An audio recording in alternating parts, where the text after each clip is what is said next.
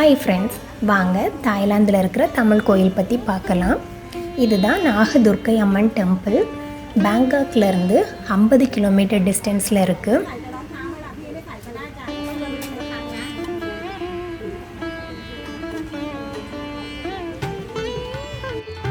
கோயிலோட ஹிஸ்ட்ரின்னு பார்த்தோன்னா, புற்று தானாக உருவாகிருக்கு. அதில் தான் இந்த கோயிலை கட்டியிருக்காங்க. காலையில் 5 மணிலேருந்து ஈவினிங் 6 மணி வரைக்கும் நட திறந்துருக்கும். அந்த டைம் நம்ம எப்போ போனாலுமே தரிசனம் பண்ணிக்கலாம்.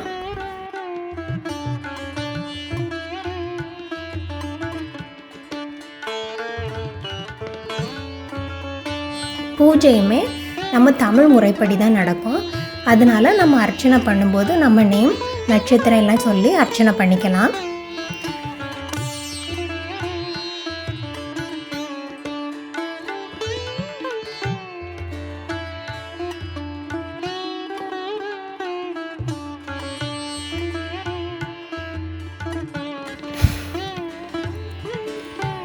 கோயில் இருக்கிற இடமே ரொம்ப அமைதியான ஒரு பிளேஸாக இருக்கும்.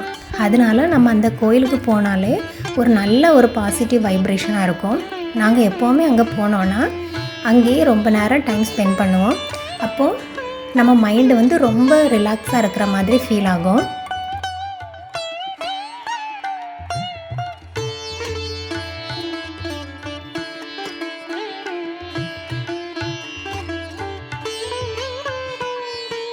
நெக்ஸ்ட்டு கோயிலில் என்னென்ன சாமி இருக்குதுன்னு பார்த்தோன்னா, ஃபஸ்ட்டு நாகதுர்க்கை அம்மன், லெஃப்ட் சைடில் பிள்ளையார், ரைட் சைடில் முருகர் இருப்பாங்க. அதுக்கப்புறம் ஆஞ்சநேயர், வெங்கடாஜலபதி, தட்சிணாமூர்த்தி, சிவன், நவக்கிரகம், இந்த சாமியும் இருக்குது.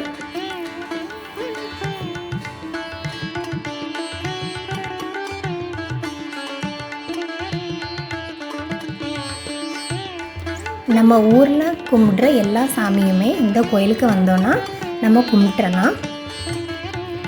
கோயில் பார்த்தோன்னா ரொம்ப க்ரௌடாலாம் இருக்காது. மக்கள் வந்துட்டும் போயிட்டும் தான் இருப்பாங்க.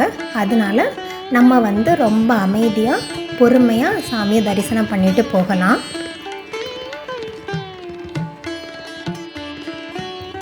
ஆனால் இந்த கோயிலுக்கு நம்ம தமிழ் மக்கள் வர்றதை விட இந்த ஊர் மக்கள் தான் ரொம்ப அதிகமாக வருவாங்க. அதை பார்க்குறதுக்கு நமக்கு ஆச்சரியமாகவும் ரொம்ப ஹாப்பியாகவும் இருக்கும்.